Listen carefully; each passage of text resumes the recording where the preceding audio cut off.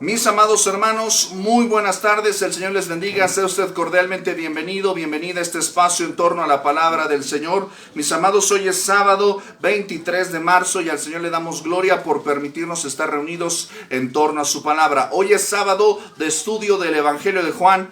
Yo creo en el Hijo. Clase, ¿cómo estamos? Bendecidos. Muy bendecidos y agradecidos con el Señor por permitirnos una semana más, calurosa semana, ¿verdad? Recibir sus bendiciones y llegar hasta este día, ¿verdad? Para escuchar la palabra de nuestro Señor. Así que le voy a pedir que saque su Biblia. Vamos a ir al Evangelio de Juan, capítulo 5, desde donde nos quedamos, ¿verdad? Vamos a leer nosotros desde el versículo 30, versículo 30 al 47. Vamos a mirar el día de hoy un pasaje relativamente no extenso, pero vamos a mirar un poquito más de extensión del pasaje del Evangelio de Juan, con el cual vamos a hacer el día de hoy un brevísimo recordatorio, resumen de lo que hemos visto a lo largo de este capítulo, para que podamos entender, ¿verdad?, la culminación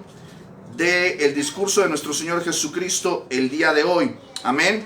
Amén. Vamos a darle lectura al versículo 30 al 47. Y en lo que usted tiene su Biblia, la busca, permítame compartir nuestra liga con nuestros hermanos que nos acompañan en la distancia a través de la transmisión. Recuerde que estamos transmitiendo en vivo desde Facebook Live, y posteriormente pues esto estará en la plataforma de YouTube, donde podrá pues usted verla y compartirla sin ningún costo. Y pues le agradecemos al Señor el permitirnos pues poder realizar esta transmisión el día de hoy.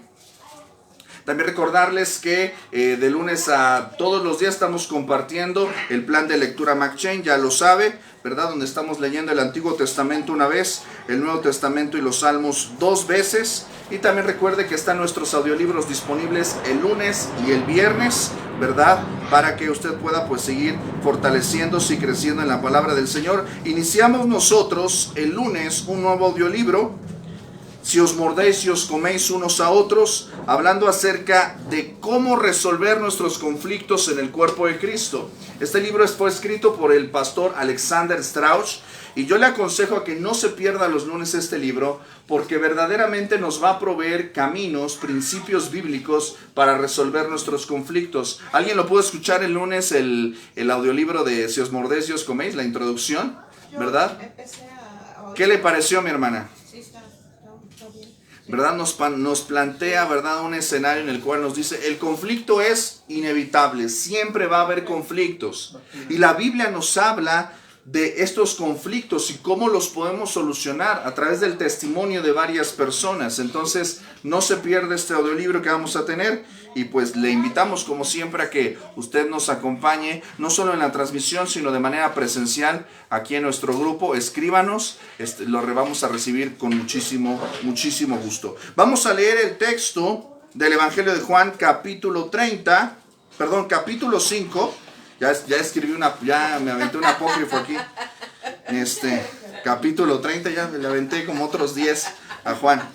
Capítulo 5, versículos del 30 al 47. Amén, lo leemos y nos encomendamos al Señor en oración. Amén. Amén. La palabra del Señor dice lo siguiente: no puedo yo hacer nada por mí mismo, según oigo, así juzgo. Y mi juicio es justo, porque no busco mi voluntad, sino la voluntad del que me envió, la del Padre. Si yo doy testimonio acerca de mí mismo, mi testimonio no es verdadero. Otro es el que da testimonio de mí. Y sé que el testimonio que da de mí es verdadero. Vosotros enviasteis mensajeros a Juan, y él dio testimonio de la verdad. Pero yo no recibo testimonio de hombre alguno, mas digo esto, para que vosotros seáis salvos. Él era antorcha que ardía y alumbraba, y vosotros quisisteis regocijaros por un tiempo en su luz. Mas yo tengo mayor testimonio que el de Juan, porque las obras que el Padre me dio para que cumpliese, las mismas obras que hago, dan testimonio de mí, que el Padre me ha enviado. También el Padre que me envió ha dado testimonio de mí. Nunca habéis oído su voz, ni habéis visto su aspecto, ni tenéis su palabra morando en vosotros, porque a quien él envió, vosotros no creéis. Escudriñad las Escrituras, porque a vosotros os parece que en ellas tenéis la vida eterna, y ellas son las que dan testimonio de mí. Y no queréis venir a mí para que tengáis vida. Gloria de los hombres no recibo, mas yo os conozco, que no tenéis amor de Dios en vosotros. Yo he venido en nombre de mi Padre, y no me recibís. Si otro viniere en su propio nombre, a ese recibiréis. ¿Cómo podéis vosotros creer? Pues recibís gloria los unos de los otros, y no buscáis la gloria que viene del Dios único. No penséis que yo voy a acusaros delante del Padre. Hay quien os acusa, Moisés, en quien tenéis vuestra esperanza. Porque si creyeseis a Moisés, me creeríais a mí, porque de mí escribió él. Pero si no creéis a sus escritos, ¿cómo creeréis a mis palabras? Mis amados, esta es la palabra del Señor. Incline su rostro donde quiera que usted se encuentre. Vamos a orar. Amado Señor, bendito Padre, te damos, Señor, en esta tarde toda la gloria en Cristo Jesús. Señor, ayúdanos, porque somos pecadores, porque nuestro razonamiento, Señor, es escéptico por naturaleza y rebelde, porque nuestro corazón, Señor, por nuestra humana carnalidad, tiende, Señor, a inclinarse a lo que le es más cómodo y no a lo que le es correcto. Padre Santo, ten misericordia de nosotros. Porque no somos, Señor, diferentes a estos hombres a los cuales fueron dirigidas estas palabras. No somos diferentes y no somos mejores. Sin embargo, disfrutamos de una gracia mayor que la que disfrutaron ellos.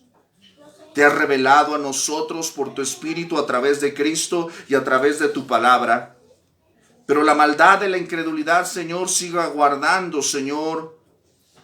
Yo te pido que guardes nuestros corazones y mentes de la incredulidad.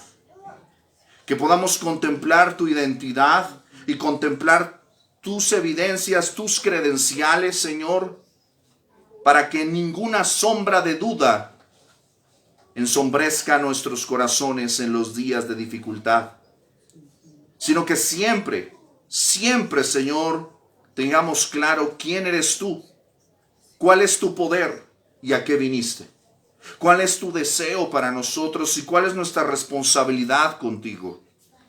Tu palabra hoy retumbe, tu palabra hoy, Señor, resuene, tu palabra hoy, Señor, establezca con autoridad tu voluntad, no la nuestra.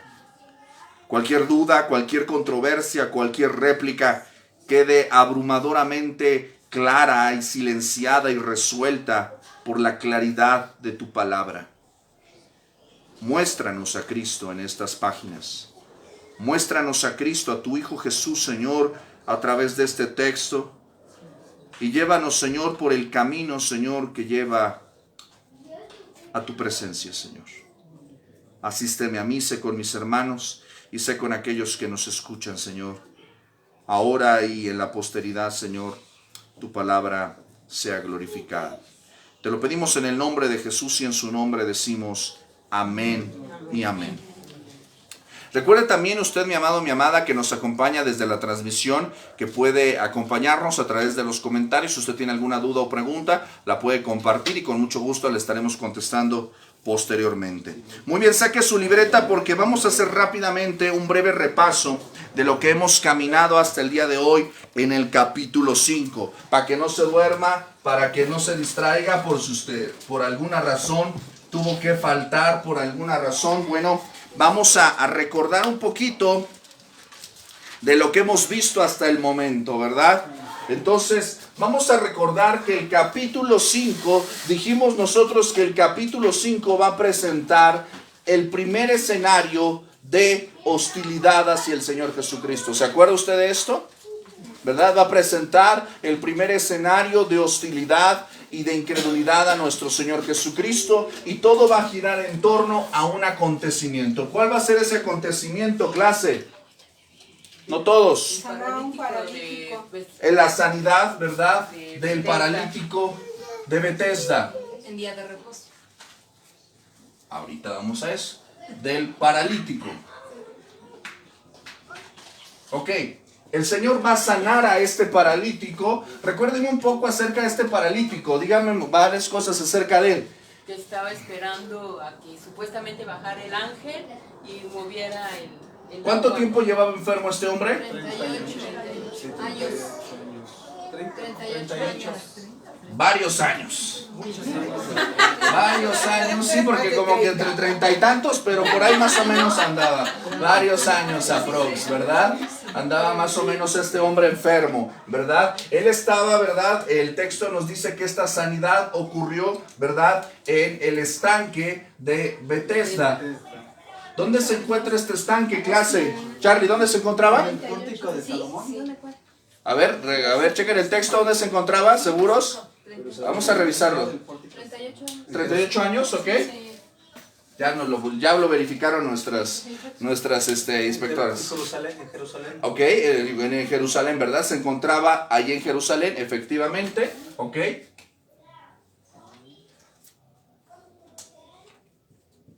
¿Y por qué este estanque era importante y por qué se relacionaba con el asunto de la sanidad? Lo que había mencionado hace un momento nuestra hermana.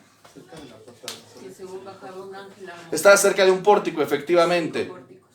Ajá, pero ¿por qué era importante este estanque de Betesda en relación a estos asuntos de sanidad? ¿Por qué? Porque la gente se juntaba ahí por creyendo que se iban a... Había una superstición en torno a este estanque, ¿verdad? Había una superstición de sanidad en torno a este estanque. La gente iba ahí pues esperando ¿qué? Pues esperando ser sanada, meterse al charquito de agua, ¿verdad? Cuando ondulara, según por movimiento de un ángel, ¿verdad? Y a partir de eso sanaba. Y en este escenario, donde había, pues recuerde usted que había muchísima gente ahí enferma, estaba este paralítico del cual no conocemos su nombre.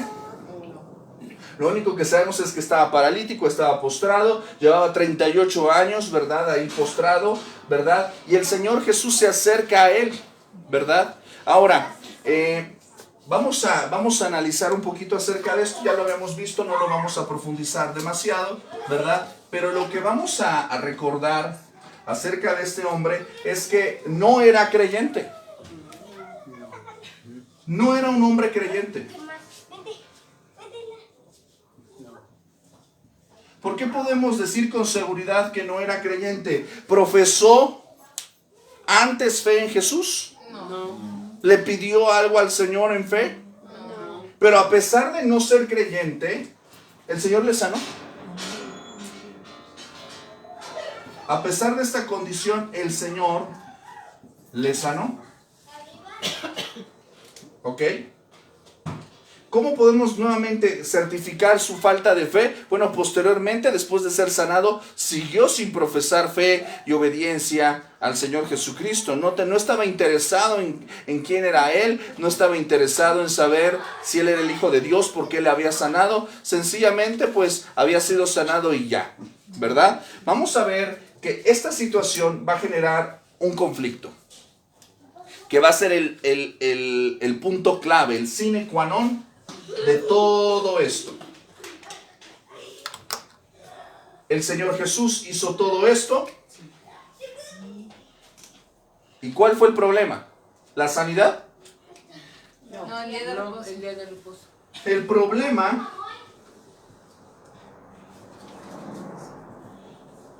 no es problema, diría por ahí el salmista Arjona, ¿verdad? Pero realmente el problema no es un problema, pero para ellos era un problema.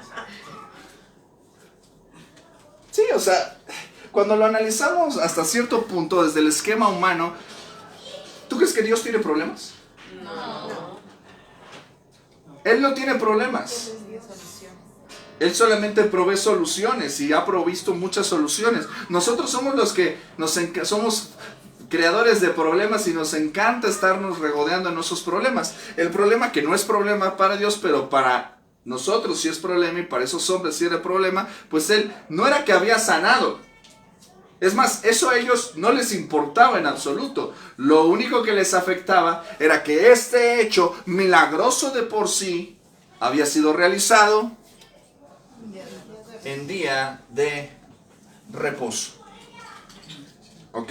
Y hay otro detalle, el enfermo no le pidió a Jesús, sino Jesús le preguntó, ¿quieres ser sanado? Exactamente, o sea, el Señor es el que mostró la iniciativa, el que se acercó a Él, ¿verdad? Y dijimos que esta pregunta puede parecer irrelevante en un contexto de una multitud de enfermos tirados ahí en el piso. Imagínense esa situación desagradable, ¿verdad? Y preguntarle a un enfermo postrado de 38 años si quiere ser sano podría parecer ilógico, pero sabemos que había un propósito en todo esto, ¿verdad?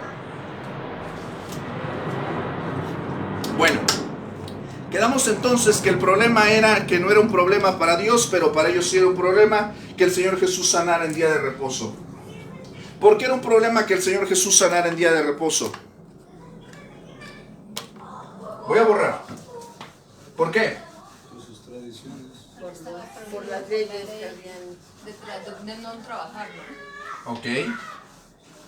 Entonces, ellos estaban en un problema, tenían un problema con lo que el Señor había hecho, porque en torno al día de reposo se había creado toda un esquema de tradiciones y de mandamientos de hombres, ¿verdad? Y mandamientos. ¿Estamos de acuerdo? Sí. Ahora, ¿estas tradiciones y mandamientos eran provistos por Dios? No. Habían sido impuestas por ellos. ¿Ok? Habían sido impuestas por ellos. Recuerde usted que el Evangelio constantemente, los 4 Evangelios, nos proveen de abundante referencia en la cual el Señor Jesús vino a liberar el día de reposo. No vino a invalidarlo, sino vino a enriquecerlo, ¿verdad? En ese día Él hizo la voluntad de Dios, Él hizo las obras de Dios, es lo que va a decir en este caso, ¿verdad? El problema no es abstenerse de trabajar o dejar de hacer las actividades comunes, sino la misericordia de Dios deja de operar en el día de reposo.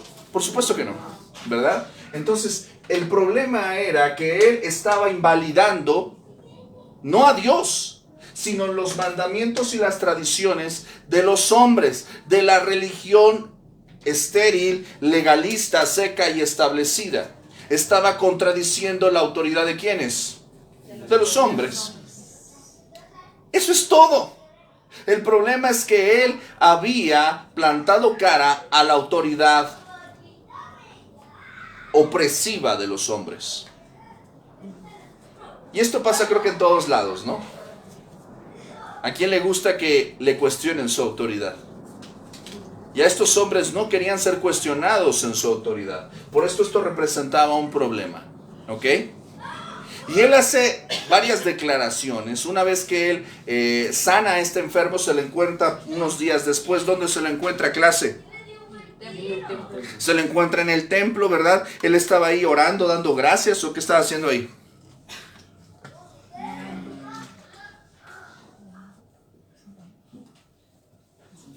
¿Qué creen que estaba haciendo ahí en el templo? Para los que me preguntaban, no es tepache, es té de limón.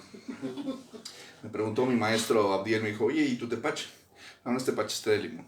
Té helado de limón. Dando gracias a Dios, ¿no? El texto no nos dice absolutamente nada. No nos dice que fue a orar, no nos dice que fue a dar gracias, a presentar holocausto. Simple y sencillamente se lo encontró en el templo. Pero hay una palabra, hay una expresión que el Señor Jesús va a tener hacia él, unas palabras que el Señor Jesús va a tener hacia este hombre, al ex paralítico, así denominado por su servilleta, el ex paralítico, ¿verdad? Y él le dice algo que puede ser para nosotros una pista de el por qué él estaba así. No lo felicita. No, no le dice como en otras ocasiones, tu fe te ha salvado o tu fe hizo esto. O sea, no. Simplemente le da una advertencia de que él ha sido sanado y que ya no peque más, porque le podría venir algo peor. Con esto nos da una mirada de que probablemente él haya estado en una situación así durante tanto tiempo por una vida desordenada, por una vida de pecado, ¿verdad? Entonces ahí nos deja pues una mirada del qué pudo haber pasado con este hombre. Pero sigamos prestando atención a este hombre, porque este hombre le habían preguntado los líderes judíos quién era él y por qué le había sanado en día de reposo. Y este hombre no supo señalarlo la primera vez. ¿Por qué? No lo conocía. Pero una vez que ya se acercó con él y tuvo un trato cercano con él, una palabra directa con él, ¿qué fue lo primero que hizo? ¿Adorarle, postrarle a sus pies? Inmediatamente fue con las autoridades a decirle, ese fue el hombre que me sanó. ¿Ok? Exactamente. ¿Ok? Entonces podemos ver que este hombre, la verdad es que dista mucho de ser una persona de la cual podamos tener un ejemplo loable, ¿verdad? Al contrario, vemos que la incredulidad se relaciona mucho con la ingratitud, ¿verdad? La ingratitud. Y una vez que estos líderes religiosos lo identificaron, ¿qué pasó? Lo perseguían, Lo identificaron. lo querían matar después. Ok.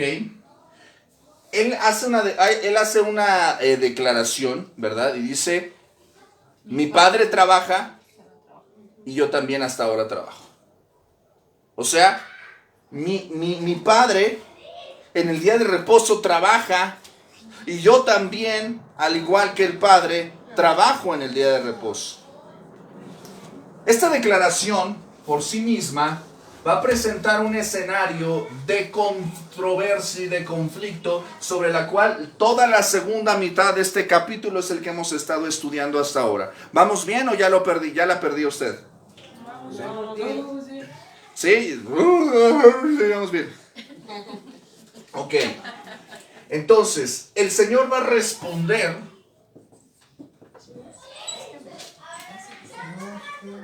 a la controversia.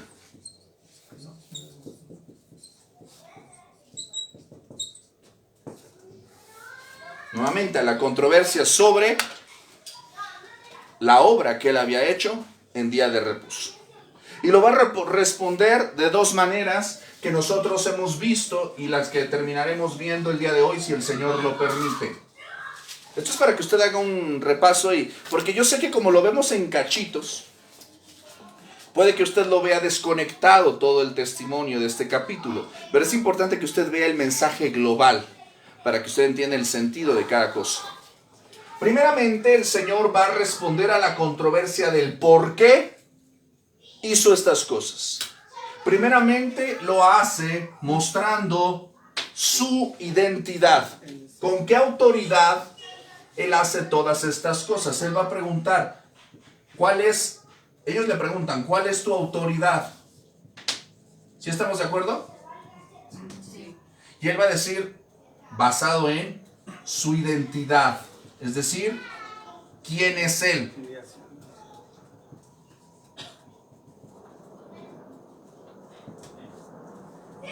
La pregunta de quién es Él es la siguiente. ¿Él quién es?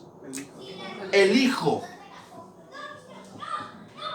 Él es Hijo. Esta sola declaración va a presentar el primer conflicto con ellos, que puede rayar prácticamente en una revelación y en una bomba teológica para ellos. Insisto, esto no es teología seca que no tenga sentido para nosotros, es importante para nosotros.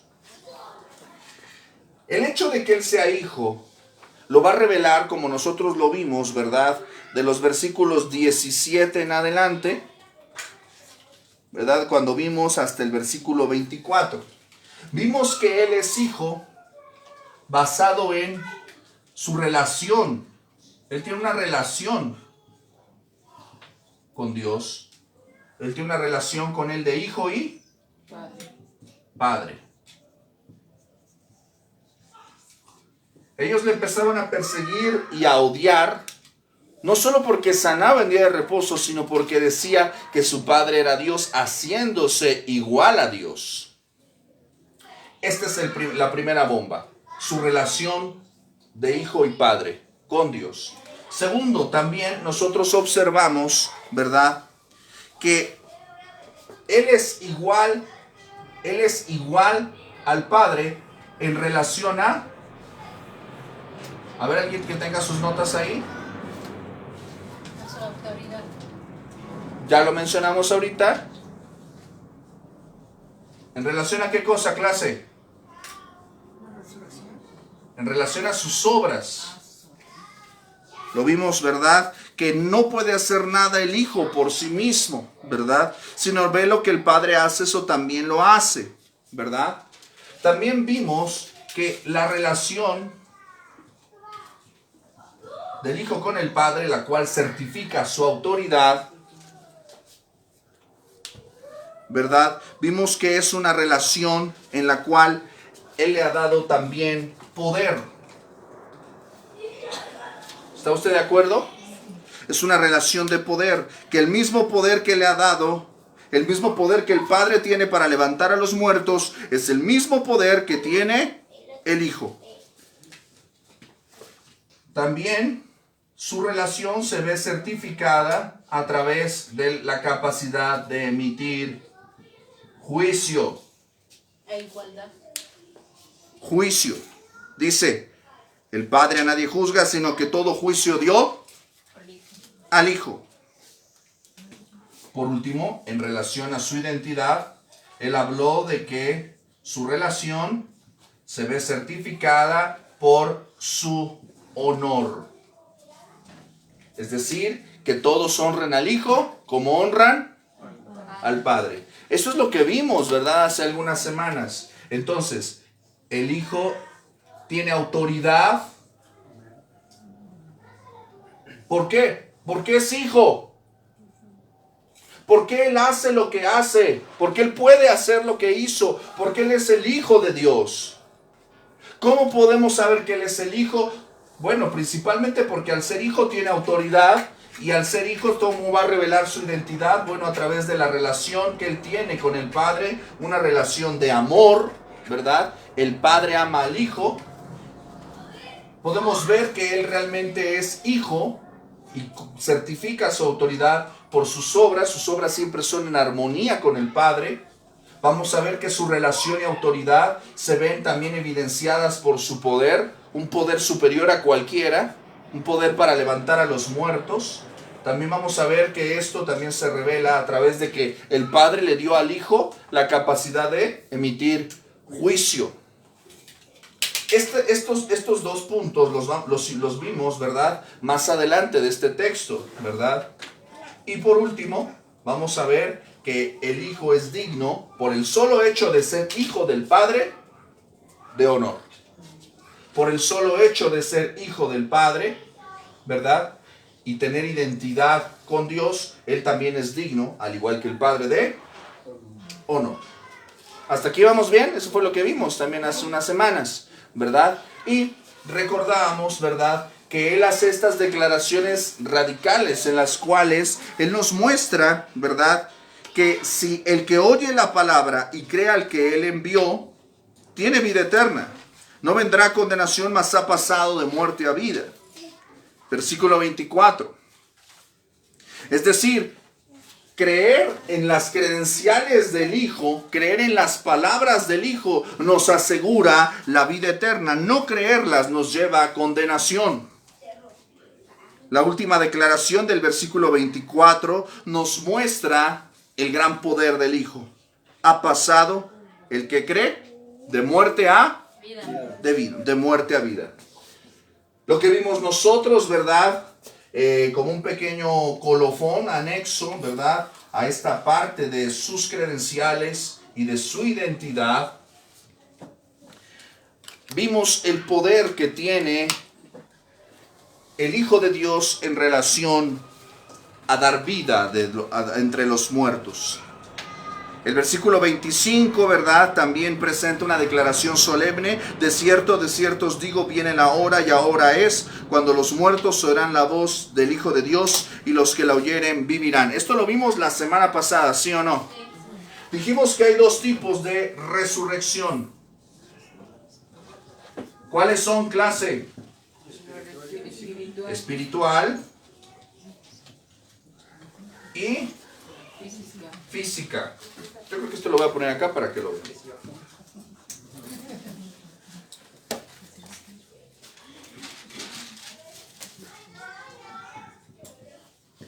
Dijimos que hay una resurrección, ¿qué? Espiritual y física. ¿Ok? En relación a estos dos tipos de resurrecciones, mencionamos que la resurrección espiritual, ¿quién la recibe? Solamente los que creen, ¿verdad?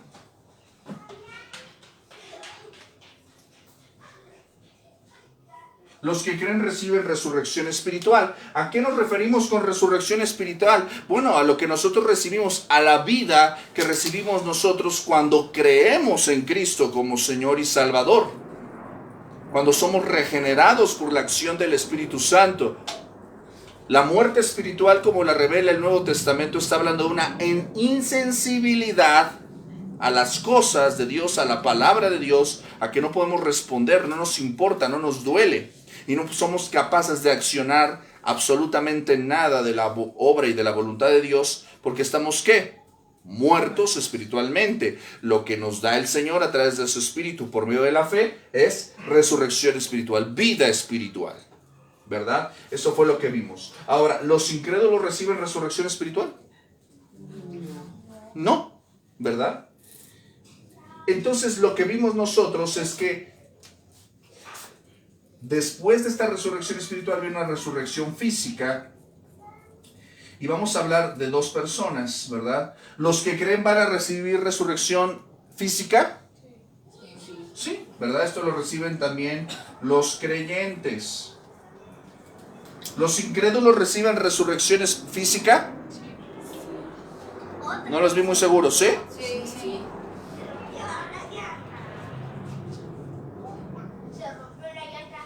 Nosotros vimos hace una semana, ¿verdad?, que ambas resurrecciones responden a tres cosas. Responden a qué personas van a dirigirse a esas resurrecciones. Dos, qué poder es el que los resucita. Y tres, cuál es el propósito que los resucita. Las personas que reciben esta resurrección espiritual solo son los que creen. Las personas que reciben resurrección física son los creyentes y los incrédulos. ¿Cuál es el poder que los resucita? Principalmente la fe en Jesucristo. El poder que el Cristo nos da por medio de la fe. ¿Ok? La fe en Cristo es el poder que nos resucita espiritualmente. La resurrección física. ¿Cuál es el poder que resucita a creyentes e incrédulos? La voz de Dios. ¿Verdad? El texto claramente nos ha recordado que dice que los muertos oirán, ¿qué cosa? Su voz. La voz de Dios, y los que la oyeren vivirán. Más adelante, ¿verdad?, dice el texto en el versículo 28 que todos los que están en los sepulcros, ¿qué dice? Oirán su voz. Entonces, el poder que resucita físicamente a creyentes e incrédulos será la voz del Señor, la voz de Cristo. Ahora, ¿hasta aquí vamos bien? ¿Sigue despierto? Sí. Perfecto. ¿Cuál es el propósito de la resurrección? El propósito de la resurrección espiritual, ¿cuál fue? Lo dice el texto. Darnos ¿qué cosa? Vida eterna. Es el propósito. Darnos vida eterna, que tengamos comunión eterna con el Señor. Esta es la vida eterna, dice Juan 17:3. Que te conozcan a ti, el único Dios verdadero, y a Jesucristo a quien has enviado. Ese es el propósito y la esencia de lo que es la vida eterna. Pero ¿cuál es el propósito de la resurrección física? El juicio. Los veo perplejos. ¿Cuál será? Ok, para juicio. ¿El juicio de quién? ¿De los creyentes? De los no creyentes. Ok, entonces el propósito de la resurrección física de los incrédulos es juicio. ¿Por qué los va a resucitar físicamente a los incrédulos? Para darles juicio. ¿Por qué? ¿Por qué les va a dar juicio? Porque van a ser juzgados por sus obras, ¿no? Van a ser juzgados por sus obras, las cuales directamente se relacionan con ¿qué cosa? Sus pecados. ¿Y por el hecho de qué? Simplemente no creyeron. No creyeron. O sea, este es el tema al que se refiere Mateo 25, cuando habla de que cuando venga el Hijo del Hombre, separará a la humanidad en dos grupos, en ovejas y en cabritos. Los distingue primero por su naturaleza y posteriormente les dice, porque tuve hambre y no me disteis de comer, tuve sed y no me diste de beber, estuve enfermo, no me visitaste, en la cárcel no viniste a mí, estuve desnudo. O sea, está hablando de ¿qué cosa? Obras. Pero esas obras dependen indirectamente de su naturaleza. Unas son ovejas. Las ovejas, ¿qué hacen según Juan 10? Oyen su voz y les siguen, pero los cabritos no. Son indómitos. Ellos hacen lo que su naturaleza les dicta. Por esta razón, el Señor Jesús, el Señor resucitará a los incrédulos para juicio, para darles lo correspondiente a sus obras. Pero a los creyentes los resucitará, ¿para qué? Físicamente, ¿para qué? Para darles bendición, o sea, para darles vida eterna, no solamente desde un punto de vista espiritual, sino ya gozan de vida eterna espiritualmente, pero ahora gozan de una mejor vida física, porque vamos a tener ahora semejanza con Cristo, ¿verdad? Mencionábamos de manera muy rápida y sucinta de los tiempos, ¿verdad? De que esta distinción, ¿van a ser resucitados juntos? O sea, el acontecimiento es un acontecimiento cósmico que va a suceder sí o sí. O sea, creyentes e incrédulos van a ser resucitados, sí. Pero cada cosa, como vimos en 1 Corintios 11, hermano David, ¿cómo sucederá cada cosa en su qué? En su orden, ¿verdad? ¿Quién fue el primero que resucitó? Jesucristo. Cristo. A ver si ponen atención a la clase, así estamos. Luego, ¿quiénes van a resucitar? Los que creen. ¿Y luego? Los incrédulos. Dice, cuando venga el fin, cuando el Señor le haya dado dominio de todas las cosas, ¿verdad? Entonces, 1 Corintios capítulo 15 y demás pasajes del Nuevo Testamento. Por ejemplo, vimos también Daniel capítulo 12, versículo 2, que unos serán resucitados, ¿para qué cosa? Y otros, confusión perpetua. Entonces nos habla de los propósitos para los cuales serán resucitados, ¿verdad? Vimos también Apocalipsis capítulo 20, cuando vendrá, ¿verdad?, el momento después del milenio de el juicio del trono blanco, cuando resucitará a todos los muertos, abrirán los libros y el que no se halla allí será echado al lago de fuego, ¿verdad? Entonces, en este sentido tenemos que entender que este acontecimiento es un acontecimiento que sucederá en la posteridad. Esto ya está sucediendo aquí y ahora. Por eso el Señor Jesús dice, la hora es, pero también dice, viene la hora. Es decir, ya es, pero todavía no. Eso es a lo que se está refiriendo el Señor Jesús. Eso fue lo que vimos la semana pasada. Por eso algunos estaban roncando. Porque no estaban roncando, estoy exagerando. Sí estaban roncando. No. Estaban meditando muy profundamente, ¿verdad? En estas palabras. Si se dan cuenta, hemos visto unos bistexitos ya más, pues ya que requieren un poquito más de ¿qué? Como que hay que meterle más el diente y hay que...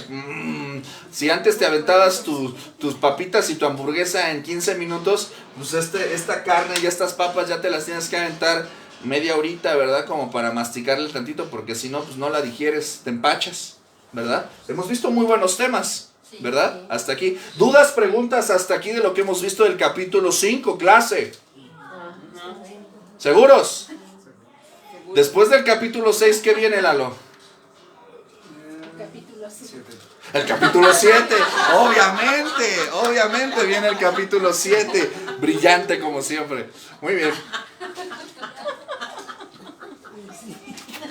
Pues sí, ¿no? ¿Qué es lo que viene después del capítulo 6? Pues el capítulo 7. Bueno, aparte del capítulo 7, recuerden que les dijimos que esto es un repasito nada más, pero vamos a hacer unas pequeñas preguntas de evaluación cada 3 capítulos. Entonces, hicimos una evaluación del capítulo 1, 2 y 3, hicimos un pequeño examen. ¿Los traumé de por vida con ese examen? Ay, ni vinieron algunos porque, o sea, se traumaron en su casa, pero no. Hicimos una pequeña evaluación, pues nada más de repaso, igual como lo estamos haciendo aquí. Lo vamos a hacer también de el 4, el 5 y el 6. Así que haga sus notas, haga preguntas, resuelva cositas por ahí, ¿sale? Hermano, yo tengo una pregunta ahí. Las personas que ya fallecieron, pero que fallecieron ya hace muchísimos años y que a ellos nunca nadie les habló de Jesús, y murieron, ¿no? ¿Qué pasa con ellos? Ok, esa es una pregunta natural y obvia que tienen varias personas. Esta pregunta está respondida por el primer y el segundo capítulo de la carta a los Hebreos. Pablo va a responder, y recuérdense que el propósito de Pablo en esta carta va a ser argumentar acerca del propósito y la obra de la salvación. En este primer capítulo, Pablo va a mostrar, en el capítulo de Romanos, primer capítulo, va a mostrar la pecaminosidad de toda la humanidad. Principalmente, ¿en qué sentido? En que Dios se ha revelado a todos los hombres por medio de la revelación general. Por eso dice, en el versículo 18, que la ira de Dios se revela desde el cielo, siendo contra todo, o sea, todas las personas saben que hay un Dios. Se ha revelado desde el cielo contra toda impiedad e injusticia de los hombres, que detienen con impiedad la verdad. ¿Cuál verdad? Va a decir el versículo 20 más adelante, porque todas las cosas visibles de Él, su eterno poder y deidad, se hacen claramente invisibles. Las cosas invisibles de Dios se hacen claramente visibles por medio de ¿qué cosa? De la creación. Es decir, ninguna persona aquí en Groenlandia, en Nueva Zelanda, en la Antártida, dígame otro país remoto. Inglaterra. Inglaterra. Siberia, el Congo.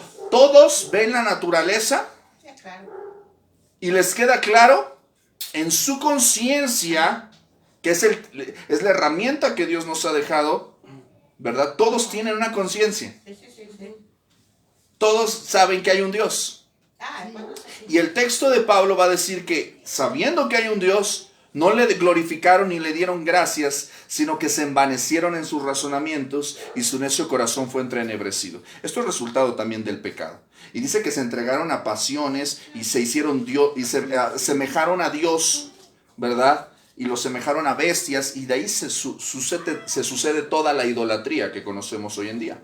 Si ustedes observan todas las religiones antiguas, por ejemplo, las más conocidas para nosotros en Occidente, las religiones de los griegos, por ejemplo. Los griegos se hicieron dioses basados en la revelación general. Por eso decían que había un dios del trueno, y había un dios del mar, y un dios de esto, y un dios de aquello. ¿Por qué? Porque se basaban en la revelación general. Y por eso se fabricaron esos dioses. Y hicieron dioses semejantes a ellos mismos. Por eso ustedes cuando estudian la mitología griega, por poner un ejemplo, o la mitología de la cultura que tú quieras, todos los dioses, todas las mitologías hechas por los hombres, esos dioses se parecen a quién crees. Se parecen a las personas. Los dioses griegos eran bien violentos, adúlteros, borrachos. ¿Por qué? Porque los hizo la mente del hombre. Por esta razón, ellos son culpables, porque vieron la creación, la perfección de la creación, y no adoraron a Dios, sino se hicieron dioses propios. El capítulo 2 nos va a mostrar principalmente el fracaso de la moralidad. Es decir, bueno, yo no soy un homicida, no soy un violador, no soy un asesino. No, pero rechazas la misericordia de Dios, rechazas la gracia de Dios. Y creo que son los versículos 18 y 19. El 2, lo leo en Nuevo Traducción. Por favor. Dice, aún los gentiles, quienes no cuentan con la ley escrita de Dios, o sea, la palabra, muestran que conocen esa ley cuando por instinto la obedecen, aunque nunca la hayan oído. Ellos demuestran que tienen la ley de Dios escrita en el corazón. Dice, porque su propia conciencia y sus propios pensamientos o los acusan o bien les indican que están haciendo lo correcto. Y el mensaje que proclamo es que se acerca el día en que Dios juzgará por medio de Cristo Jesús la vida secreta de cada uno. Todas las mitologías, todas las cosmovisiones ajenas al cristianismo, todas hablan de un momento de creación y todas hablan de un momento de juicio. ¿Quién les dijo a los hombres que esto iba a suceder? Que el juicio llega. Su conciencia se los dice. Todos los egipcios también tenían un concepto de un cataclismo final donde vendrían a juicio. Eso se los dice su conciencia. Todos los esquemas filosóficos y morales plantean esta cuestión de lo que es bueno y lo que es malo, lo que es correcto y lo que es incorrecto. Todos poseen una conciencia. Eso es lo que teológicamente se conoce como el argumento ontológico, el argumento del ser. Las personas saben lo que está bien y lo que está mal. ¿Pero qué cree que es lo que hacen?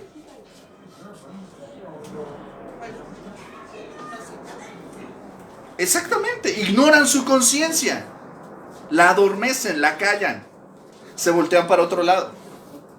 Por esa razón son culpables, porque nadie puede decir que no hay un Dios.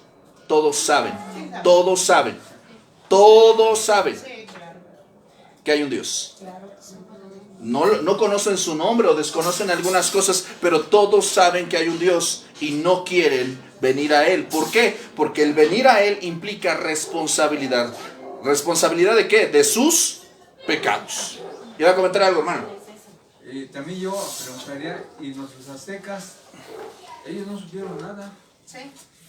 Pero tenían un código de moralidad también. Y ellos creían en sus dioses que ellos se habían inventado. Por supuesto. El dios de la lluvia, el dios del sol. ¿Basado en qué? En la revelación general, en la creación. Pero ellos nunca les llegó, por decir, la salvación de Cristo, nada de eso. Sí que les hablaron. O sea, ¿cómo los van a...? Insisto, esa humanidad va a ser juzgada basada en qué? En sus acciones. En sus obras, en lo que la conciencia. Sí, lo que ellos, digamos, bueno, yo lo digo por, esa pregunta fue de mi papá, ¿no? Mi papá murió hace como muchos años, ¿no? Como 50 o algo así. Mi papá era campesino, él no sabía leer ni escribir, pero él, sobre la naturaleza y todo, nos daba unas cátedras, era muy sabio, aún no sabiendo leer ni escribir.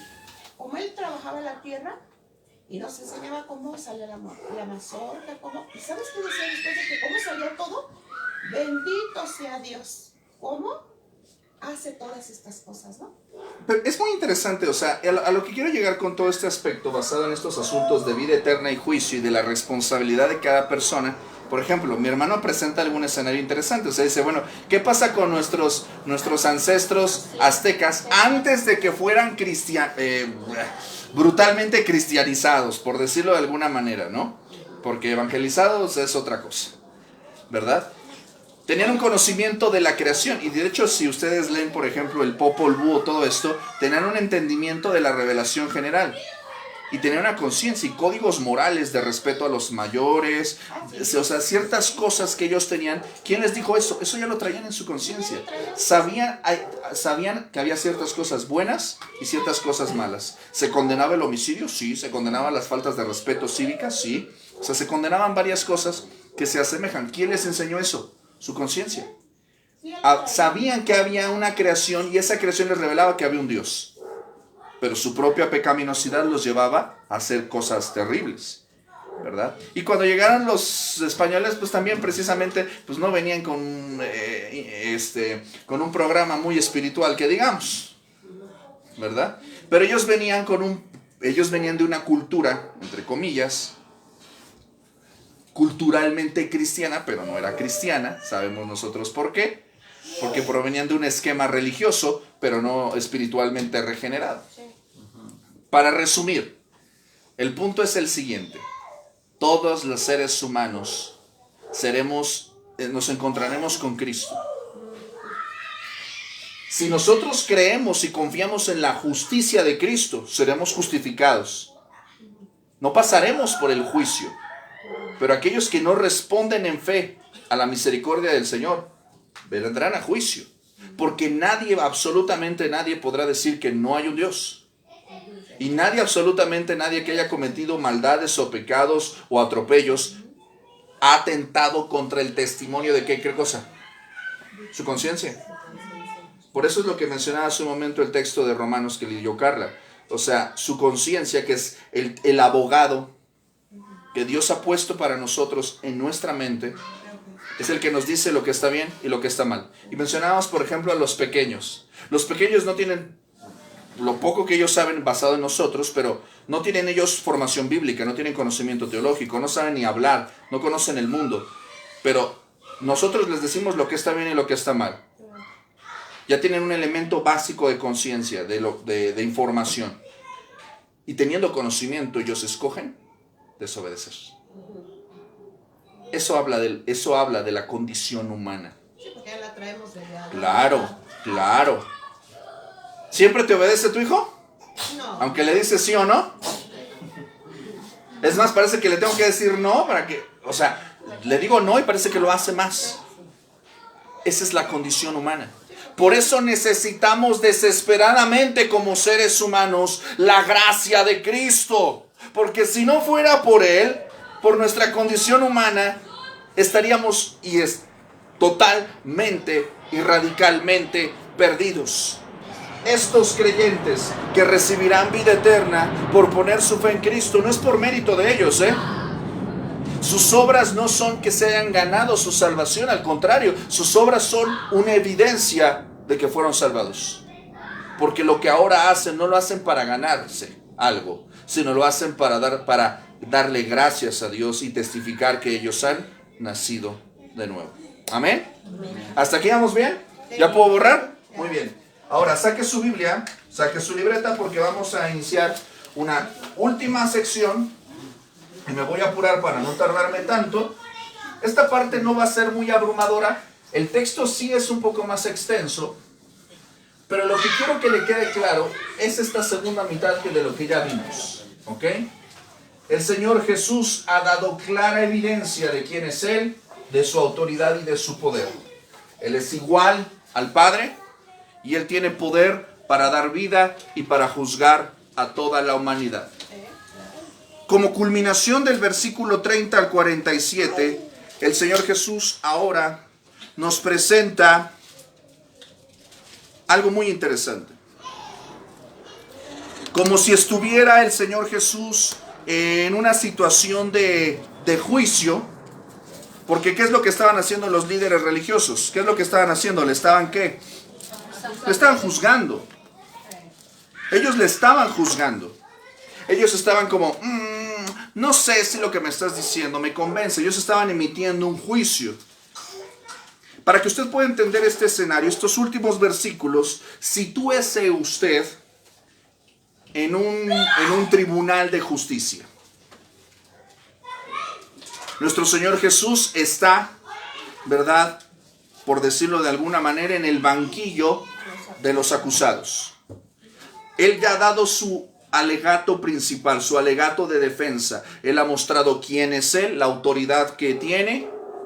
Ha mostrado su poder, su autoridad, la ha dejado completamente clara. Pero para ellos no es suficiente, ¿verdad? Y este cúmulo de enemigos, este cúmulo de acusadores, necesita algo más. ¿Cuáles son los elementos que no deben de faltar en un tribunal, en un juicio? Los testigos. Claro. Testigos. La persona que está siendo acusada, ¿ok? Luego, ¿qué más? ¿Qué se necesita del otro lado? Los que acusan, ¿verdad? La parte acusadora y luego la... Bueno, he oído a mi hija que dice, ¿no? Pero, Los que, o sea, la parte que está siendo juzgada y los que están acusando, ¿verdad? ¿Qué más? ¿Qué más se necesita? Un juez. Se necesita un juez, ¿verdad? ¿Qué más? Un abogado, ¿ok? ¿Qué más? todas Pruebas. las pruebas. Esto es una parte muy interesante y que nuestro sistema de jurisprudencia a veces se le olvida, ¿verdad? Las pruebas. Yo puedo decir cualquier cosa, pero tengo que probarlo. Probar. Ahora, esto es lo que vamos a ver ahora. En este escenario de controversia, el Señor Jesús va a presentar 5 evidencias de lo que ya ha hablado, de su identidad. 5 testigos que nos hablan claramente acerca de quién es Él.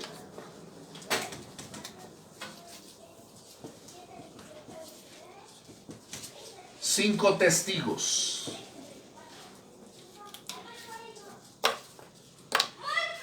¿Por qué es importante que el Señor Jesús presente testigos? No porque los necesite.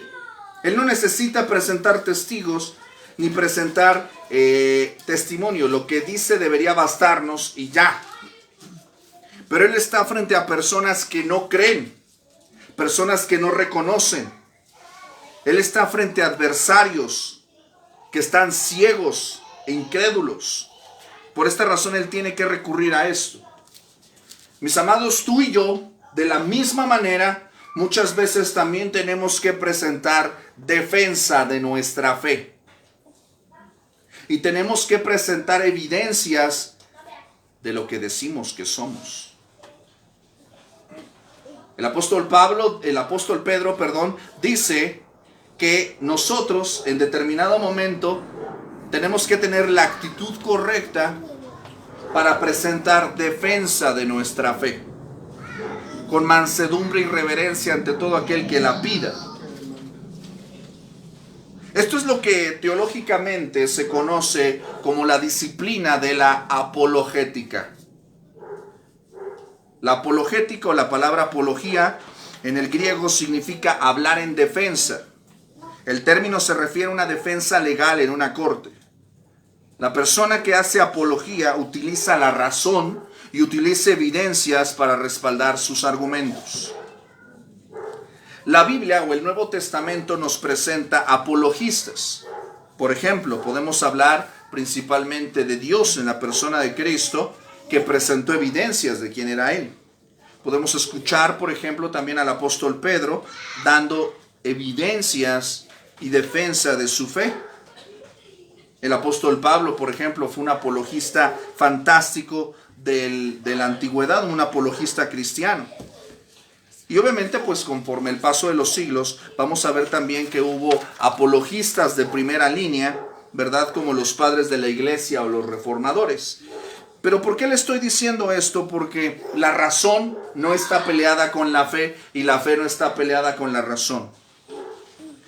Nosotros debemos presentar defensa de nuestra fe. Y eso fue lo que hizo el Señor Jesús frente a sus adversarios aquí en esta ocasión. Primeramente vamos a observar a estos 5 testigos. Apúntele por ahí. Vamos a hablar del primer testigo. ¿Cuál cree que haya sido? Vamos a ir leyendo el texto y vamos a ir desarrollándolo, ¿ok? Versículo 30, rápidamente, vamos a verlo. El Señor Jesús nuevamente está refiriendo lo que ya ha mencionado, está conectando sus argumentos y dice: no puedo hacer nada por mí mismo. Según oigo, así juzgo, y mi juicio es justo, porque no busco mi voluntad, sino la voluntad del que me envió, la del Padre. Es decir, nuevamente Él está recordándonos que Él está sometido en obediencia y en sumisión a el Padre.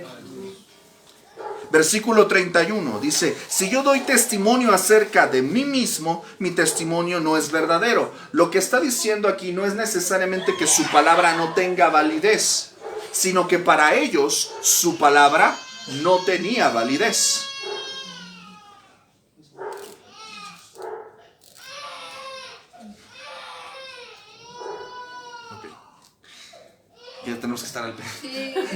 de los niños.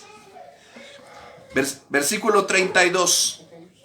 Dice el texto: otro es el que da testimonio acerca de mí. Sé que el testimonio que da de mí es verdadero. Vamos a encontrar que en estos versículos del 30 al 47, la palabra testimonio va a estar muy presente. No la pierda de vista, porque esto es lo que va a dar un testigo. Testimonio. Una declaración. ¿Ok? Versículo 33.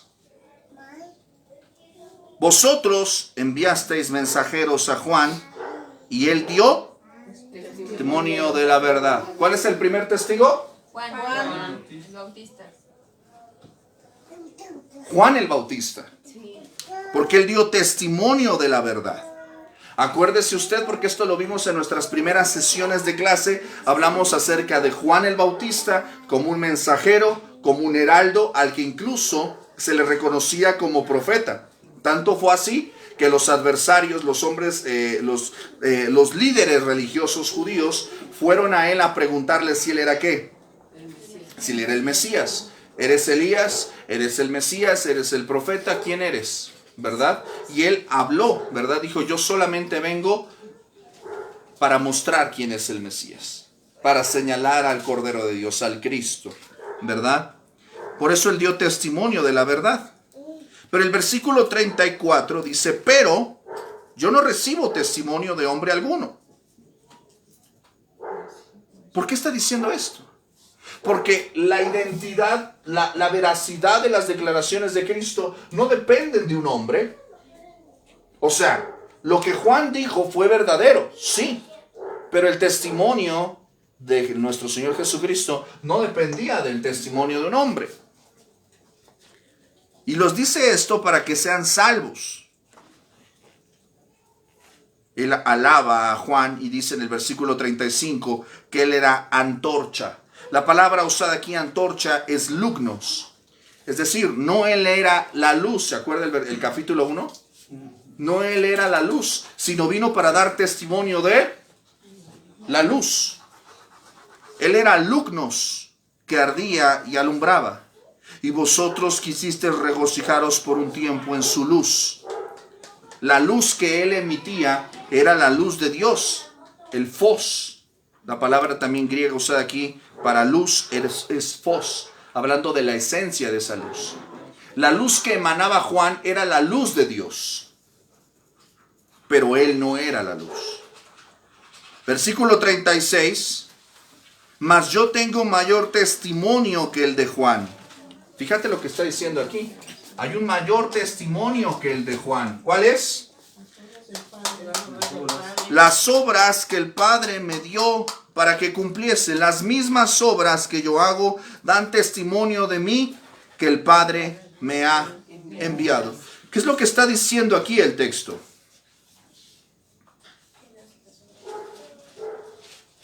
El testimonio de Juan daba un peso considerable a las declaraciones de Cristo. Pero las obras que Cristo hacía eran mucho más convincentes que el testimonio del más grande de los profetas nacidos de mujer. ¿Usted lo cree? Sí, amén. Es decir, yo te puedo decir maravillas de mí mismo, alguien te puede decir maravillas acerca de mí, pero lo que yo soy son mis obras. Son mis obras, las obras que yo hago. Los milagros que el Señor Jesús hizo llevaron incluso a Nicodemo. ¿Se acuerda de Nicodemo? ¿Verdad? Nicodemo, que era un principal entre los judíos, un famoso rabí, un hombre de importancia social y política, que tuvo que ir a verlo de noche porque si no se lo iban a escabechar. Y él mismo dijo en el capítulo 3, versículo 2, Rabí, sabemos que has venido de Dios como maestro, porque nadie puede hacer estas señales que tú haces si no está Dios con él. Entonces las obras sí hablaban. Las obras sí hablaban de quién era él. Juan 7:31 registra que muchos de la multitud creyeron en él y decían, el Cristo cuando venga hará más señales que las que hace este. O sea, imagínate el poder y la gloria de estas señales. Dicen, si este no es el Cristo, imagínate cuando venga el Mesías, hará obras más grandes que estas. Estas obras son grandísimas. Hasta los enemigos de Cristo, los enemigos más radicales y acérrimos de Cristo, decían, Juan 11:47, ¿qué haremos? Dijeron los fariseos y sacerdotes en concilio. ¿Qué haremos? Porque este hombre, hablando de Cristo, dice, hace muchas señales. ¿Hablaban o no hablaban las obras? Sí, claro. Las obras hablaban. Hasta sus enemigos lo reconocían. Hasta sus adversarios lo reconocían. ¿Sí estamos de acuerdo con esto, clase? Sí. El Señor apuntó a sus obras milagrosas como confirmación de que Él era el Hijo de Dios y el Mesías.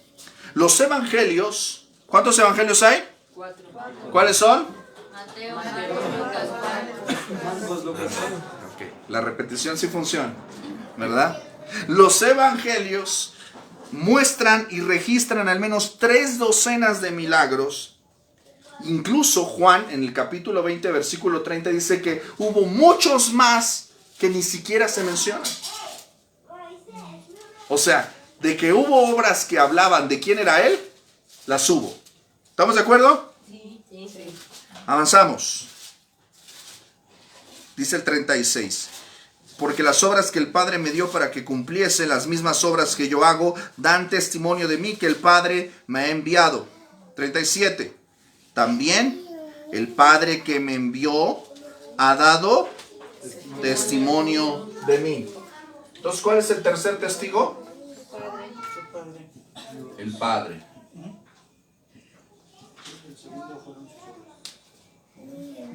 ¿Qué pasa? A ver, ven. A ver, salúdelos a todos. Diles, ¿no? Bueno.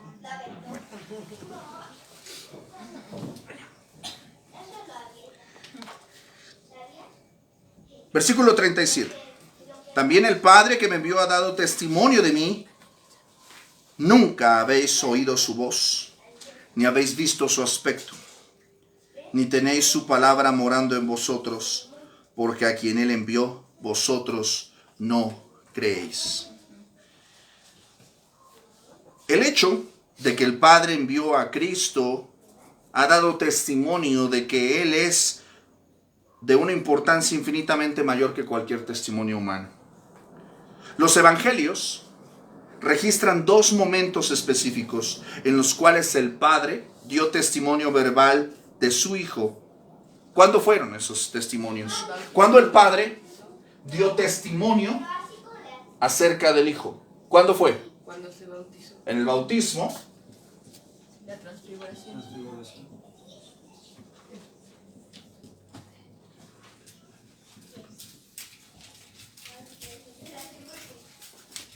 ¿Por qué? Porque ahí la voz del Padre, claramente, audiblemente, como está registrado en los evangelios, dio testimonio del Hijo. ¿Qué es lo que dice? ¿Qué es lo que sucedió en el bautismo? A ver, alguien explíquemelo. Yo ya se me olvidó ese pasaje. A ver, ustedes platíquenmelo. De que dijo el Padre, este es mi Hijo amado, en el cual tengo complacencia. Otros evangelios dicen otra cosa. ¿Qué más dicen? a él Esto lo dice en la transfiguración. Yo dije que no me recordaba, pero me estoy acordando. A ver, coménteme más, para que no se duerma. A ver, allá atrás. A ver, americanista, dígame. Para que Dios te perdone por usar esa playera. Hace calor. ¿Y por qué culpas al calor? A ver, alguien más, a ver qué me diga. Cuando la paloma, ¿no? Ok, bajó la paloma, dice que el cielo fue abierto. Este es mi hijo muy amado. Que ser mejor bautizado por él que él por algo así. Ok. O sea, pero tenemos en claro que cuando el Señor Jesús fue bautizado, la voz del Señor dijo, este es mi Hijo. Amado. Muy amado, dice. Amado, en Él me complazco, ¿verdad? Es un hijo que me trae complacencia. ¿Por qué? Porque lo que Él estaba haciendo era un acto de obediencia y de justicia que certificaba, ¿verdad?, que Él era justo, ¿verdad?, de su integridad. En la transfiguración, recuerde que Él sube con sus discípulos. ¿Cuáles eran? ¿Sube con todos? No, Tres. con Pedro. ¿Con Pedro? ¿Con quién más? Juan, Juan y... Jacobo. Ok, subió con esos tres. No sé por qué siempre jalaba con esos tres, ¿verdad? Para ciertas cosas en particular, pero el Señor los escogió esos tres para ciertos acontecimientos importantes, ¿verdad? Y ahí vamos a ver que en la transfiguración, el Señor Jesús, ¿verdad?, como dice el texto, se transfiguró delante de ellos, mostró una gloria celeste, ¿verdad? Se aparecieron dos personas ahí. ¿Quiénes fueron? Moisés y Elías. Que estaban dando ¿qué? Testimonio, ¿verdad? También. O sea, la presencia profética y la presencia de la ley misma, dando testimonio del Hijo, ¿verdad? Estaban hablando con Él. Y la voz del Señor dice, este es mi Hijo, a Él oí. Escúchenlo a Él. Imagínense qué extraordinario acontecimiento. Por eso Pedro dice, y Juan dice, las cosas que vimos, que oímos, que tocamos. O sea, ellos no podían negar el testimonio del Padre. Entonces, eso es a lo que se refiere el Señor Jesús cuando dice que mayor testimonio ha dado ¿quién? El Padre.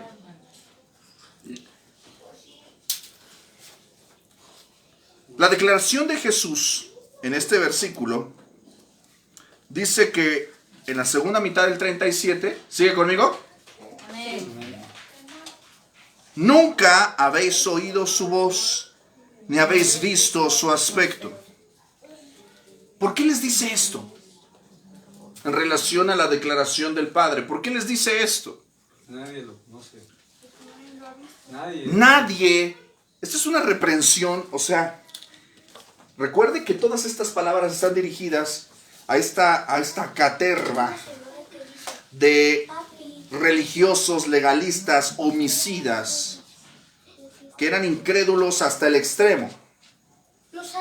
A ellos les está diciendo, se escuchó la voz del Padre. Se escuchó la voz del Padre haciendo estas declaraciones. Esta es una reprensión a esta incredulidad de estos hombres, porque nadie puede ver la gloria de Dios en su santa esencia. ¿Recuerda usted lo que le dice a Moisés en Éxodo 33? Nadie puede ver mi gloria y vivirá. Pero hubo momentos en la historia del pueblo de Israel en los cuales Dios habló a su pueblo de modo audible y visible. Lo hizo con Moisés, lo hizo con los israelitas en el Éxodo, lo hizo con los profetas. Lo hizo en alguna manifestación física, por ejemplo, ¿se acuerda de Jacob cuando cruza a Peniel? Que se encuentra con el ángel, que se avienta ahí una grecorromana, que lo lastima ¿de dónde? De la pierna, ¿verdad? ¿Se acuerda de Gedeón también? ¿Verdad? Esta muestra visible de Dios, ¿verdad? ¿Se acuerda de Manoa, el padre de? De Manoah, ahí pues.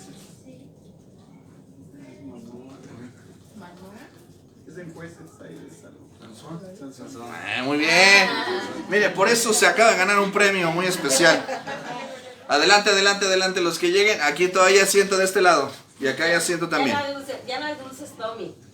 Ya no hay dulces Tommy, ¿verdad? Exactamente. Pero bueno, a lo que estamos hablando es de que el Señor Jesús está hablando de que el testimonio del Padre se ha reflejado, ¿verdad?, física y audiblemente al pueblo de Israel desde la antigüedad. Desde la antigüedad. Pero el pueblo siempre fue incrédulo.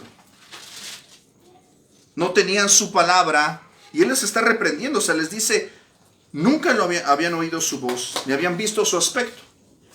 Solamente lo habían escuchado a través de cosas, a través de personas, a través de tipos, pero nunca lo habían escuchado directamente. Este versículo 38 es desolador y demoledor. No tenéis su palabra morando en vosotros. La palabra de Dios no está en ustedes. Esto puede parecer algo escandaloso para estos hombres, pero tiene algo que decirnos a nosotros el día de hoy. ¿Por qué? Los hombres que estaban hablando en este momento con Jesús eran hombres ignorantes de las Escrituras. No. Eran hombres que conocían las Escrituras, pero solamente las conocían de mente, no de corazón. Eran hombres que eran fanáticos de analizar palabras, analizar letras, analizar ciertos detalles, pero la palabra de Dios no habitaba en ellos. Esto es a lo que se refiere Pablo cuando escribe a los colosenses de que la palabra de Dios more en abundancia en vosotros. La palabra no solamente tiene que ser leída, tiene que ser creída, tiene que ser amada, tiene que habitar en uno. Cuando usted lee los salmos, ¿ha leído usted los salmos en algún momento? Sí. Usted se percibe la relación que tiene el salmista, cualquiera que ésta sea, Moisés, Salomón, David, alguno de los levitas, la relación que tiene con la palabra. Dice, tu palabra me vivifica, tu palabra me alimenta, tu palabra es mi delicia, tu palabra es algo más que solamente un libro religioso, el cual leo solamente para estudiar algo. La palabra no habitaba en ellos, solamente la leían y ya. Solamente era información seca y reseca. ¿Por qué? Porque no podían creer. Ve el testimonio tremendo. Se habían regocijado por un momento en la luz de Juan, así como se regocijaron por algún momento en la luz de los profetas. ¿Pero qué les pasó a los profetas? ¿Les creyeron? Los mataron. Pero más tarde sus generaciones, los mismos fariseos decían, si nosotros hubiéramos vivido en los días de los profetas, hubiéramos creído. Por supuesto que no. Por supuesto que no. Las obras, la cantidad de obras que el Señor hacía certificando su identidad, y no le creían.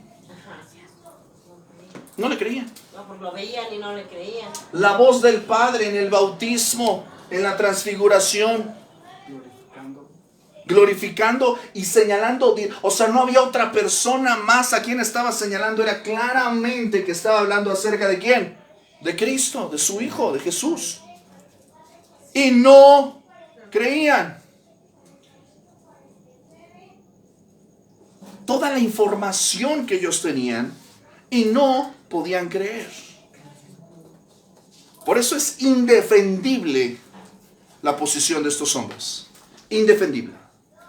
Pero como dije hace un momento, al iniciar la oración de esta clase, no somos diferentes estos hombres.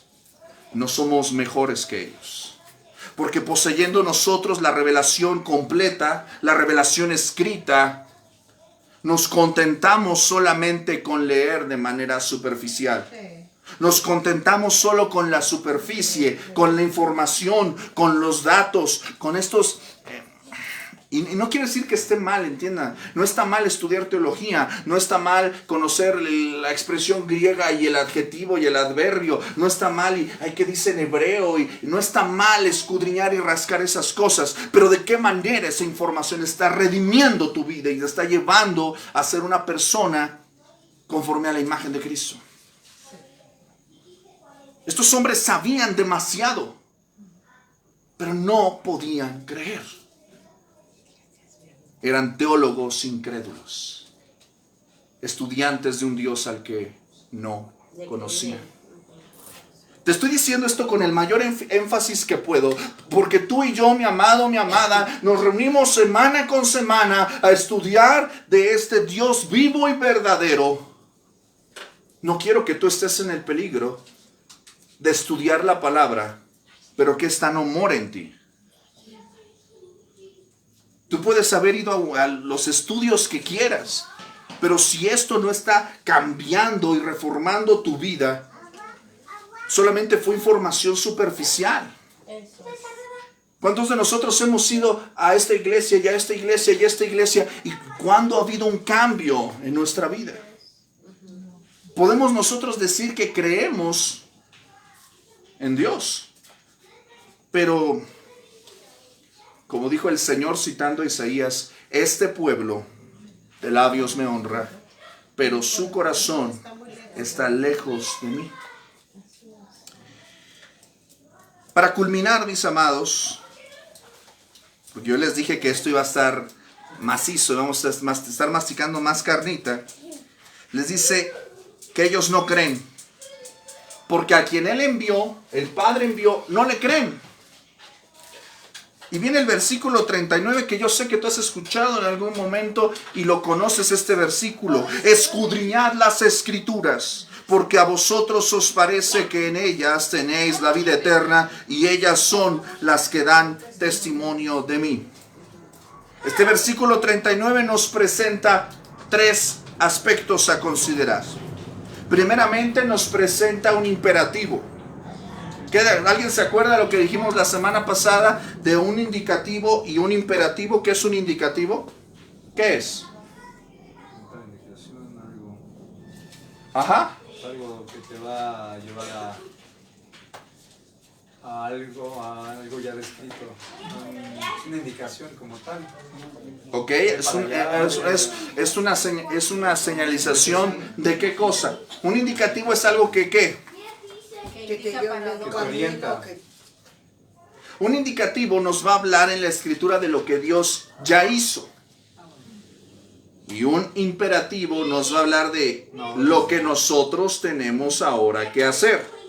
La Biblia se escribe en estos sentidos, en indicativos y en imperativos. Nos muestra lo que Dios ya hizo y nos muestra lo que nosotros tenemos que hacer. Lo que está diciendo aquí, ¿verdad? En el versículo 39, ¿es un indicativo o es un imperativo? Es un indicativo, nos está diciendo escudriñad las Escrituras. No está diciendo solamente leerlas, sino está hablando de profundizar en ellas, zambullirnos, sumergirnos profundamente en ellas. ¿Verdad? Está hablando de una búsqueda profunda. Pero note por favor que estas palabras no está alabando a sus oyentes. Estas son palabras que si se leen este versículo sacado de contexto, puede decir como, ay bueno, la palabra es, sí, sacado de contexto esta palabra puede tener aplicación para nosotros, pero situada en su contexto es una reprensión. Y lo que les está diciendo estos hombres es, sumérjanse en las Escrituras. Es un regaño, porque ustedes, en el contexto de estos hombres, ustedes creen que ellas tienen la vida eterna. Ustedes estudian esto académicamente en una búsqueda inútil para tratar de encontrar la clave de la vida eterna. ¿Se acuerda de este joven rico que le dice, todas estas cosas las he hecho desde mi juventud? ¿Qué debo hacer para heredar qué cosa? La vida eterna. ¿Se acuerda también, por ejemplo, de este escriba, ¿verdad? Que les dice, ¿cuál es el mayor y más grande testimonio? Acuérdense que había 613 mandamientos, ¿verdad? Dice, bueno, haga un resumen, maestro. ¿Cuál es el mayor y más grande testimonio? Y les dice, amarás al Señor, tu Dios, con toda tu mente, con todo tu corazón, ¿verdad? Y amarás a tu prójimo como a ti mismo. Pero la búsqueda de estos hombres, ellos pensaban que solamente con estudiar las Escrituras, ya con eso ya tenían la vida eterna. Mi amado, mi amada, tú puedes nuevamente ir a 1000 estudios. Tú puedes estudiar teología, tú puedes aprender griego, tú puedes tener una maestría y un doctorado en lo que tú quieras. Pero si tú no crees y confías y no te arrepientes de tus pecados, no sirve de nada. Esto puede ser leído como un regaño, pero también debe ser leído como un aliento. Debemos buscar al Señor en las Escrituras porque ellas nos muestran la vida eterna. ¿Y cuál es la vida eterna? Conocer a Cristo. Ellas, dice el Señor Jesucristo en la segunda mitad, versículo 39, ellas son las que dan ¿qué cosa? Testimonio. Y de aquí podemos sacar bastante tela para cortar. No me puedo concentrar aquí en esta parte, pero quiero que le quede una cosa clara. Toda la Biblia, desde Génesis hasta Apocalipsis, toda la Biblia nos habla de Cristo, de su persona y su obra. En cada página, todo nos habla de Cristo. ¿Puede dar gloria a su nombre? Amén. Y este regaño es tan tremendo porque les dice, la Escritura está hecha para darles vida, les muestra quién soy yo. Tú llegas a la fe por la palabra de Dios. Y la palabra de Dios te muestra a Cristo. Las Escrituras son el cuarto testigo. Qué poderoso testigo son las Escrituras. Recuerda que en aquellos días ellos solamente tenían una parte de la revelación.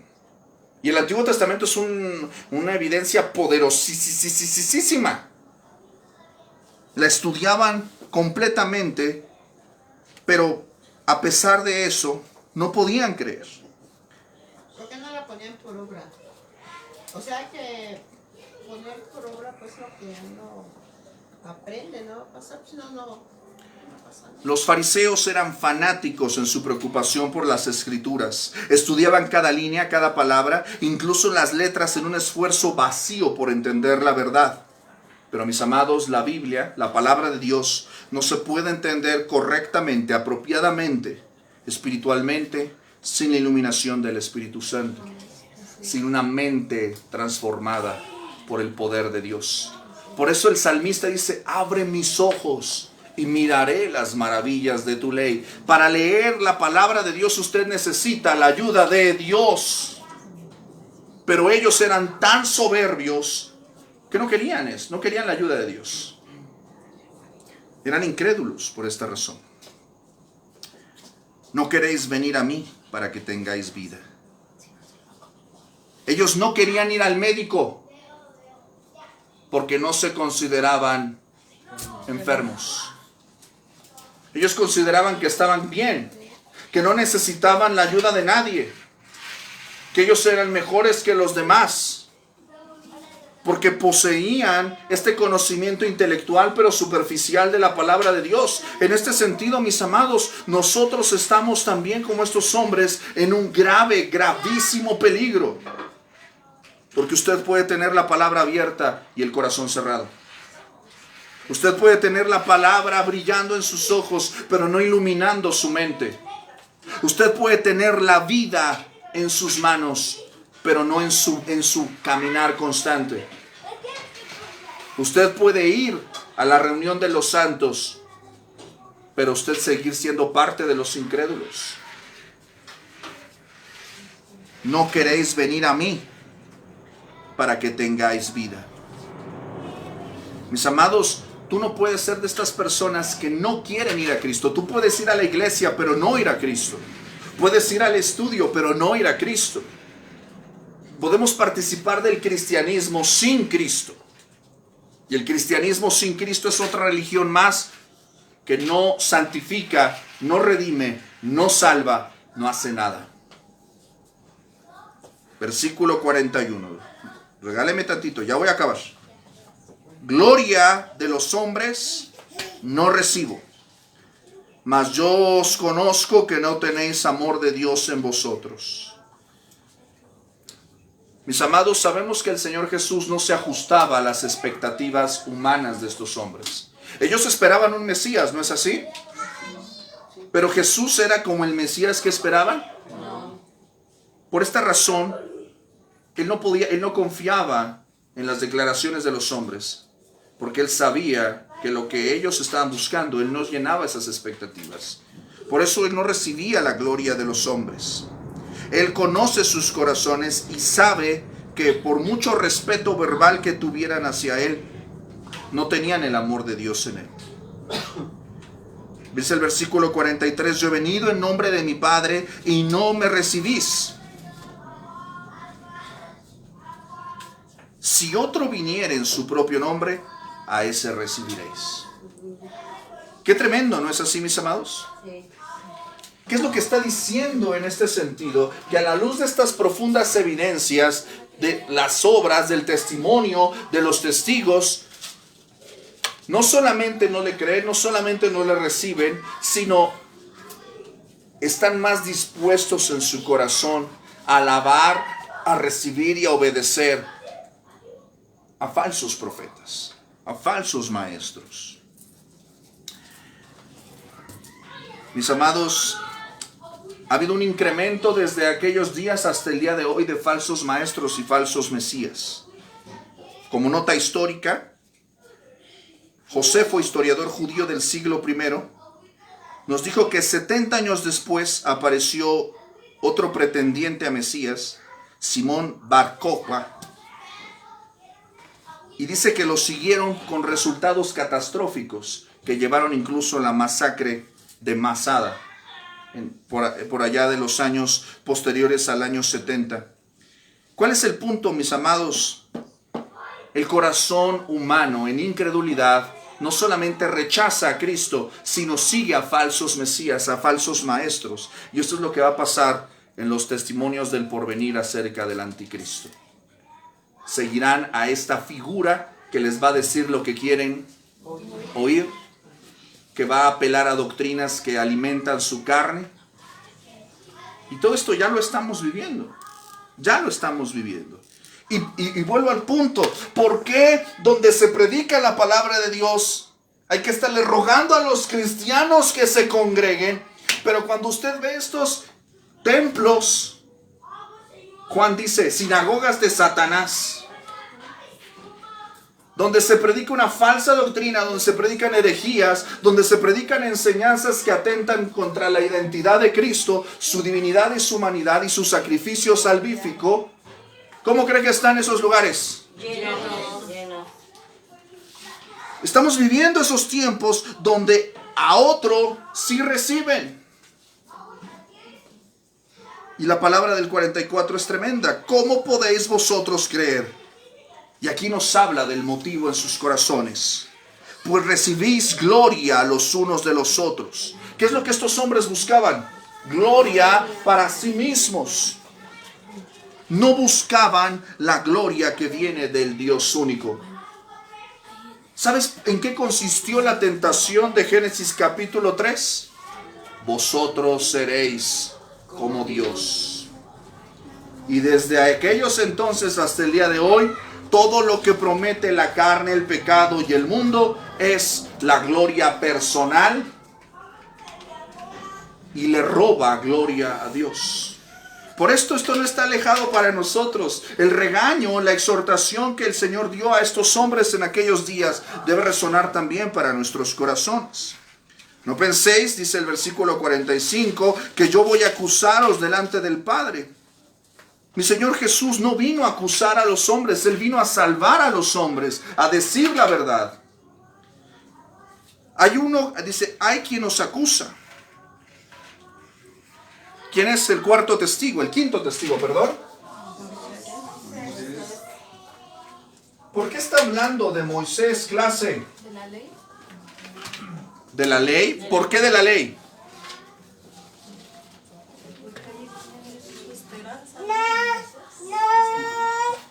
Habían puesto su esperanza en Moisés. ¿En qué sentido?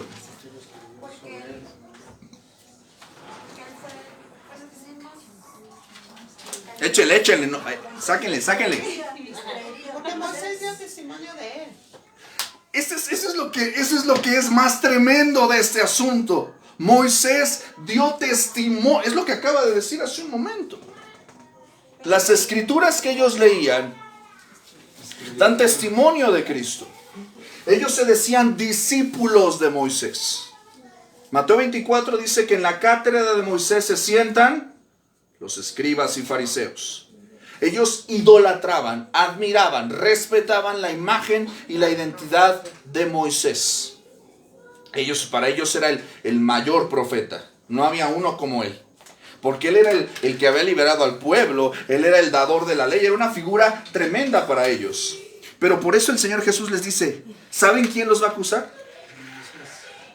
Yo cuando leí me confundí porque yo dije, bueno, el que nos acusa es el diablo. Sí, por supuesto, el diablo nos acusa delante de Dios por nuestros pecados. Pero en este contexto, porque es importante que entiendas lo que está aquí, dice, el que los acusaba a estos hombres era Moisés. ¿Por qué? Porque en ellos tenían puesta su esperanza. Porque si realmente, versículo 46, si creyeran a Moisés, si realmente atendieran a la ley de Moisés, si realmente atendieran al testimonio de Moisés, a la vida de Moisés, al testimonio de Moisés, me creeríais a mí. ¿Por qué cosa? Porque de mí escribió él. Ahí lo dice todo. O sea, este hombre al que ustedes toman como su, perdón, lo habían hecho su ídolo. Aguas, mis amados. Y esto creo que me parece también algo que podemos rescatar de aquí. Como creyentes cristianos, como discípulos de Cristo, podemos también equivocarnos y hacer monumentos sagrados de personas, de recursos y de situaciones. Yo puedo hacer un monumento sagrado a mi denominación. Yo puedo hacer un monumento sagrado del templo, del lugar donde nos congregamos. Yo puedo hacer un monumento sagrado de mi esquema teológico. Yo puedo hacer mi monumento sagrado de un predicador, de un líder, de un pastor. Tuvimos hace un rato, y perdón, yo sé que he dicho desde hace como 20 minutos que ya iba a terminar, pero Está muy interesante. es que ya quiero cerrar este capítulo también. Y es que si lo corto, mi hermana, ya perdemos el hilo. Mi esposa y yo fuimos el domingo pasado a unas congregaciones hermanas a invitarlos al concierto de resurrección de Príncipe de Paz, al cual invitamos a usted también el día de hoy. Y fuimos a repartir unos flyers a las iglesias. Y yo en lo particular conozco que luego a veces hay ciertos síntomas territoriales de, no es de mi denominación, no es de mi iglesia. Bueno, le resumo, nos dieron chance, pero porque la conocen aquí, Estrellita Marinera. Porque yo soy el marido que se la robó de allá, ¿verdad? Pero a lo que quiero llegar con esto es, desafortunadamente, los fariseos habían hecho, estos hombres religiosos, habían hecho a Moisés su ídolo, su monumento sagrado. Lo habían agarrado a él como una excusa para no creer y seguir a Jesús. Pero mis amados, y hablaba con un hermano que decía, es que te los quieres llevar a la competencia. Le digo, trabajamos para el mismo patrón, papito. Trabajamos para el mismo patrón. Ahora no los estoy invitando a que se congreguen, es un concierto de alabanza y adoración. Si la gente quiere cambiar de lugar de congregación, es su decisión. Aterrizando esto, mis amados, tenga cuidado. Porque los mensajeros de Dios ahí están, pero no les prestamos atención. Nos deleitamos en las grandes enseñanzas de pastores, maestros y predicadores a lo largo de nuestra vida. Pero si no nos llevan a Cristo, son infructuosos esos testigos. Usted ha visto las obras de Dios a través de las Escrituras y a través de su propia vida. No puede negar la autoridad de Cristo. La voz del Padre resuena a través de nuestras vidas y a través de la Escritura y a través de cada domingo cuando escuchamos la voz del Padre diciéndonos, obedece a mi Hijo. Las Escrituras, ¿qué decir de las Escrituras? Cada página nos muestra quién es Él. Y somos llamados no solamente a leerlas, sino a sumergirnos en ellas. Tengamos cuidado, mis amados, de no hacer del templo. Porque yo puedo estar en un lugar de congregación toda mi vida, pero si en ese lugar ya no se predica a Cristo, yo no tengo nada que hacer ahí. ¿Sí me escuchó con atención, verdad? Sí. Yo puedo tenerle mucho cariño a un lugar porque ahí conocí muchas personas y recuerdos hermosos, pero si en ese lugar ya no se predica a Cristo, yo no tengo nada que hacer ahí, porque yo sigo a Cristo, no a Moisés, no a ese edificio, no a esa persona, vuelvo al punto, si ya no está Cristo ahí, yo no tengo nada que hacer ahí. Por eso Él les dice, Moisés los va a acusar, porque Moisés escribió de mí, Moisés nos apuntaba a nosotros. Por eso Gálatas dice, la ley es nuestro ayo, es nuestro tutor, es nuestra nana. Él nada más cuando lo que estábamos chiquitos nos estaba llevando de la mano, pero Él nos llevaba ¿a quién? A Cristo. A Él nos llevaba. Pero si no creéis a sus escritos, ¿cómo creeréis a mis palabras? Mis amados, la incredulidad es un asunto serio. La incredulidad de los incrédulos es comprensible porque Satanás tiene cegada la mente de los incrédulos para que no les resplandezca la luz de Cristo. Pero ¿sabe cuál es la incredulidad más severa y más tremenda? La incredulidad de los que dicen conocer a Dios. La incredulidad de los que son religiosos, de los que se congregan, de los que tienen la Biblia en la mano. La incredulidad de los que estudian la palabra de Dios y estudiándola se apartan más. Vea la evidencia, vea la autoridad, vea la identidad de Cristo, vea estos poderosos testigos. ¿El Señor podía hacer lo que quisiera en el día de reposo?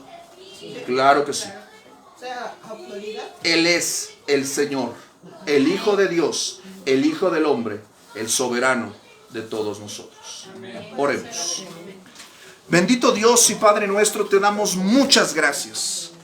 Porque, Señor, hoy hemos estado, Señor, en ese tribunal y hemos escuchado la voz de tu Hijo y de tu Espíritu Santo, dando defensa sagrada de la identidad del Padre, del Hijo y del Espíritu Santo. Señor, Padre Santo, gracias por estos 5 testigos que nos muestran que tu Hijo nos decía siempre la verdad. Señor, que no seamos como esos hombres de aquellos días que se resistieron, Señor, a creer, aún escuchando, aún viendo.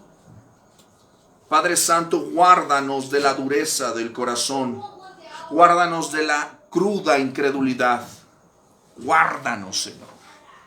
Llévanos a los pies de tu Hijo Jesús, porque es más difícil no creer que creer. Padre Santo, tú tienes autoridad para obrar en cualquier momento, en cualquier día.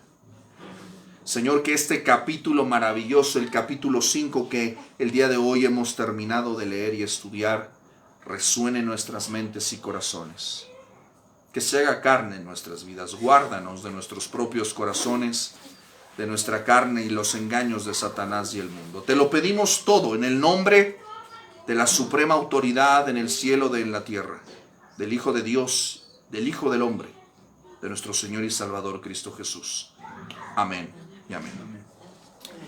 Mis amados, pues damos gracias al Señor por otra sesión de estudio que hemos estado el día de hoy. Ha sido una sesión intensa y extensa. Gracias por estar con nosotros. Clase, ¿cómo estamos? Bendecidos. Bendecidos. Mis amados, pues les deseamos que ustedes tengan una excelente semana en la palabra del Señor a través de todo nuestro programa, y nos vemos, si el Señor lo permite, la próxima semana. La próxima semana no, porque vamos a tener chance para el sábado, ¿verdad? Que puedan pasar tiempo con su familia. Es una semana de actividades en la Iglesia de Cristo, ¿verdad? Nos vemos dentro de 15 días, por eso hicimos el repaso. Vamos a entrar la próxima semana, ¿con qué capítulo, Lalo? 6. Pues el capítulo 6, ¿verdad? Vamos a entrar con el capítulo 6, así que no se olvide de estar con nosotros. Tenga una excelente semana, Dios le bendiga y recuerde, a Dios sea la gloria. Hasta pronto.